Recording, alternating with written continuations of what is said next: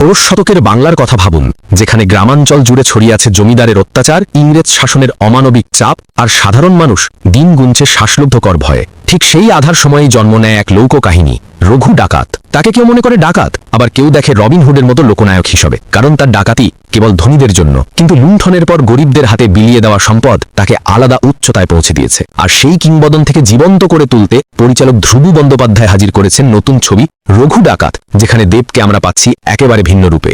গল্প শুরু হয় ছোট্ট এক গ্রাম থেকে। রঘু তখনও স্রেফ সাধারণ যুবক, কিন্তু অন্যায়ের আগুন তার বুকের ভেতর জ্বলতে থাকে। জমিদারের জুলুম, ইংরেজদের শোষণ আর মানুষের কান্না তাকে ধীরে ধীরে গড়ে তুলে বিদ্রোহী প্রতীকে। একসময় সেই সাধারণ ছেলেই হয়ে ওঠে ভয়ের আর ন্যায়ের প্রতীক, রঘু ডাকাত।